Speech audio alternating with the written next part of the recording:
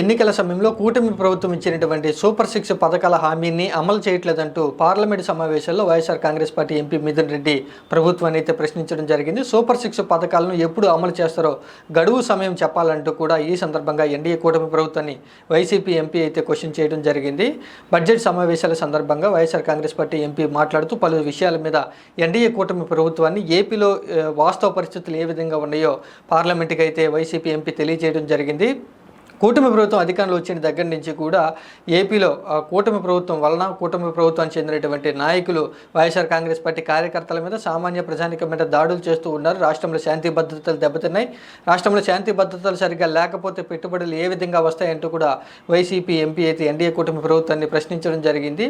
అలాగే ఆంధ్రప్రదేశ్ రాష్ట్రానికి ఇటీవల కేంద్ర బడ్జెట్లో కేటాయించినటువంటి 15,000 కోట్లు అప్పు రూపంలో కాకుండా గ్రాంట్ రూపంలో ఇవ్వాలి అంటూ కూడా వైసీపీ ఎంపీ కేంద్ర ప్రభుత్వాన్ని అయితే డిమాండ్ చేయడం జరిగింది. అలాగే విశాఖ స్టీల్ ప్లాంట్ విషయానికి సంబంధించి గనులను ప్రత్యేకంగా కేటాయించాలని, వైజాగ్ స్టీల్ ప్లాంట్ ప్రైవేటీకరణకు వైఎస్ఆర్ కాంగ్రెస్ పార్టీ వ్యతిరేకమంటూ కూడా ఈ సందర్భంగా మిథున్ రెడ్డి పార్లమెంట్లో తన యొక్క గళాన్ని అయితే వినిపించడం జరిగింది. ఏపీ ముఖ్యమంత్రి నారా చంద్రబాబు నాయుడు మీద ఆంధ్రప్రదేశ్ రాష్ట్ర సిపిఐ రాష్ట్ర కార్యదర్శి రామకృష్ణ తీవ్ర స్థాయిలో విమర్శలు అయితే చేయడం జరిగింది. బడ్జెట్ ప్రవేశపెట్టుకోకుండా కాలక్షేపం చేస్తూ ఉన్నారని, ఎన్నికల సమయంలో సూపర్ 6 పథకాలంటూ పెద్ద ఎత్తున ఎన్నికల ప్రచారం చేసినటువంటి ఎన్డీఏ కూటమి అధికారంలోకి వచ్చిన తర్వాత సూపర్ 6ను ఏమాత్రం కూడా పట్టించుకోవట్లేదని, అసెంబ్లీలో సూపర్ 6 పథకాలను చూస్తే భయం వేస్తుందంటూ ముఖ్యమంత్రి నారా చంద్రబాబు నాయుడు చేసిన వ్యాఖ్యలు ఏమాత్రం కూడా సమంజసం కాదు. అతి త్వరలోనే సూపర్ 6 పథకాలను అమలు చేయాలని, అమలు చేసేటువంటి బాధ్యత చంద్రబాబు నాయుడు అంటూ కూడా ఈ సందర్భంగా రామకృష్ణ డిమాండ్ అయితే చేయడం జరిగింది. ఇంకా ఇటీవల జరిగినటువంటి నీతి ఆయోగ్ సమావేశంలో ప్రధాని నరేంద్ర మోడీని చంద్రబాబు నాయుడు ఎందుకు అంతగా పొగిడారో ఖచ్చితంగా సమాధానం చెప్పాలంటూ కూడా చంద్రబాబు నాయుడు రామకృష్ణ అయితే డిమాండ్ చేయడం జరిగింది. దేశంలో నరేంద్ర మోడీ వల్ల ఏదైనా ఒక సమస్య పరిష్కారం అయిందని, ఖచ్చితంగా ఒక సమస్య పరిష్కారాన్ని చూపించగలరంటూ కూడా చంద్రబాబు నాయుడు అయితే ప్రశ్నించడం జరిగింది.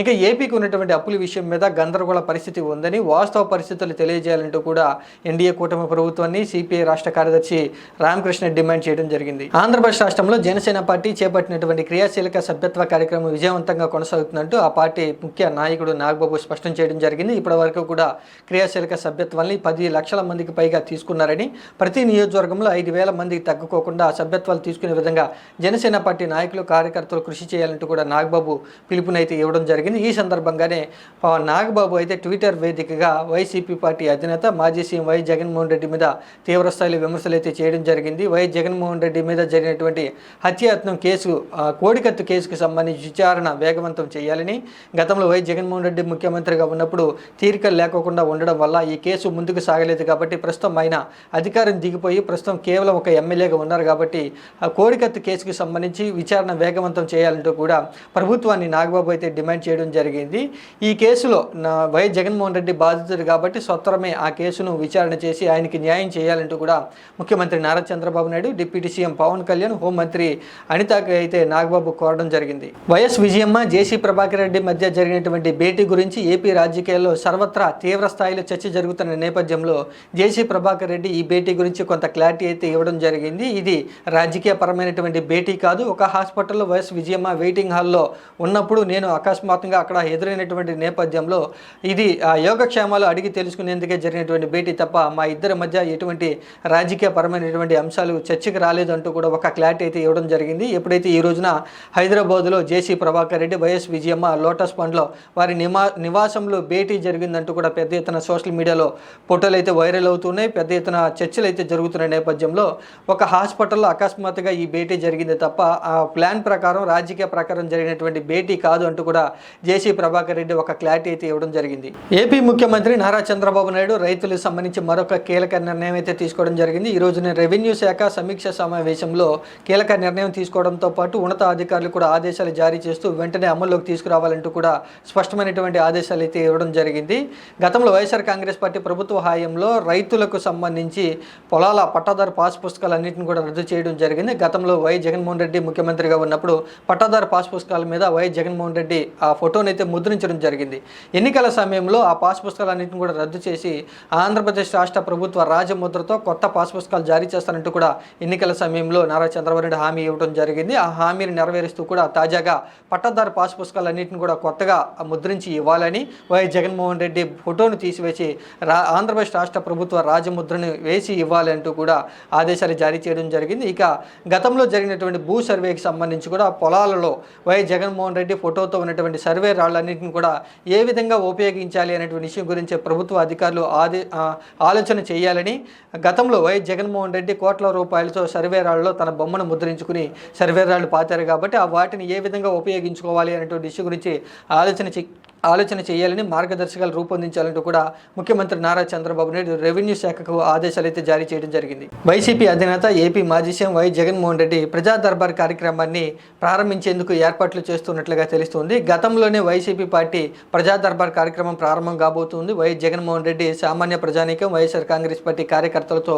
భేటీ కాబోతున్నారంటూ కూడా గతంలో వార్తలు వచ్చిన కొన్ని అనివార్య కారణాల వల్ల ప్రజా దర్బార్ కార్యక్రమం అయితే వాయిదా వేసుకోవడం జరిగింది. దానికి సంబంధించి బెంగళూరు పర్యటన, తర్వాత ఢిల్లీలో ధర్నా, అసెంబ్లీ సమావేశాలు, వైఎస్ఆర్ కాంగ్రెస్ పార్టీ ముఖ్య నేతలతో సమావేశాలు, వీటన్నిటిని కూడా కారణాలుగా చూపి ప్రజా దర్బార్ కార్యక్రమం వాయిదా పడిందంటూ కూడా వైసీపీ పార్టీ వర్గాలు అయితే బయటకైతే చెప్పడం జరిగింది. కానీ ఇప్పుడు ఆగస్టు మొదటి వారంలో వైఎస్ జగన్మోహన్ రెడ్డి ప్రజా దర్బార్ కార్యక్రమాన్ని ఏర్పాటు చేసేందుకు ఏర్పాట్లు చేస్తున్నట్లుగా తెలుస్తుంది. ఈ ప్రజా దర్బార్ కార్యక్రమం ద్వారా వైఎస్ఆర్ కాంగ్రెస్ పార్టీ కార్యకర్తలని వైఎస్ జగన్మోహన్ రెడ్డి కలవబోతున్నట్లుగా వైసీపీ పార్టీ వర్గాలు అయితే చెప్తూ ఉన్నాయి. ఇక సామాన్య ప్రజానీకం ఎవరైనా సరే సమస్యలతో వైఎస్ జగన్మోహన్ రెడ్డి దృష్టికి వచ్చేందుకు ఈ ప్రజా దర్బార్ కార్యక్రమాన్ని ఎంపిక చేసుకున్నట్లుగా పార్టీ వర్గాలు అయితే చెప్తూ ఉన్నాయి. ఏపీ ముఖ్యమంత్రి నారా చంద్రబాబు నాయుడు మరొకసారి పెన్షన్ పంపిణీ విషయంలో భాగం కాబోతున్నట్లుగా తెలుస్తుంది. ఆగస్టు 1వ తారీఖున మడకసర నియోజకవర్గంలో స్వయంగా లబ్ధిదారులను కలిసి ముఖ్యమంత్రిగా నారా చంద్రబాబు నాయుడు పెన్షన్లు అయితే పంపిణీ చేయబోతూ ఉన్నారు.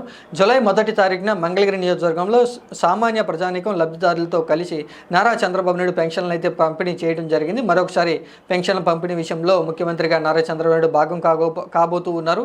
ఇక జూలై 1వ తారీఖున పంపిణీ చేసేటువంటి పెన్షన్ పంపిణీ విషయంలో ఏపీ ప్రభుత్వం పూర్తి మార్గదర్శకాలను ఇప్పటికీ విడుదల చేయడం జరిగింది. మొత్తంగా పెన్షన్ పంపిణీ అనేది సచివాలయ సిబ్బంది చేతే పూర్తి చేయాలని ఏపీ ప్రభుత్వం మార్గదర్శకాల్లో స్పష్టం చేయడం జరిగింది. మొత్తంగా 99% పెన్షన్ల పంపిణీ అనేది మొదటి రోజునే పూర్తి చేయాలంటూ కూడా ఆదేశాలు ఇవ్వడం జరిగింది. సాంకేతిక సమస్యల వల్ల ఏదైనా పెన్షన్ పంపిణీ విషయంలో ఇబ్బందులు తలెత్తితే 2వ తారీఖున పూర్తి చేయాలంటూ కూడా ఇప్పటికే ఆదేశాలు జారీ చేయడంతో మొత్తంగా పెన్షన్ పంపిణీ విషయం మొత్తం 2 రోజుల్లో పూర్తి చేయాలని ఏపీ ప్రభుత్వం టార్గెట్గా పెట్టుకున్నట్లుగా తెలుస్తుంది. మరొకసారి వాలంటీర్ని పెన్షన్ పంపిణీ విషయంలో దూరం పెట్టబోతున్నట్లుగా తెలుస్తుంది. ఎన్డీఏ కూటమి అధికారంలోకి వచ్చిన తర్వాత మొదటి నెల జూలై నెల పెన్షన్ పంపిణీ విషయంలో వాలంటీర్లను దూరం పెట్టి సచివాలయ సిబ్బంది చేత పూర్తిగా పెన్షన్ల పంపిణీ అనేది పూర్తి చేయడం జరిగింది. మరొకసారి ఆగస్టు 1వ తారీఖున పెన్షన్ కూడా వాలంటీర్లను దూరం పెట్టబోతున్నట్లుగా తెలుస్తుంది. భారతదేశానికి ఉన్నటువంటి మొత్తం అప్పుల విషయాన్ని కేంద్ర ప్రభుత్వం పార్లమెంట్ సాక్షిగా ఒక వివరణ అయితే ఇవ్వడం జరిగింది. 2024 మార్చి నాటికి 171.78 లక్షల కోట్ల అప్పు భారతదేశానికి ఉంది అంటూ కూడా పార్లమెంట్కి అయితే తెలియజేయడం జరిగింది.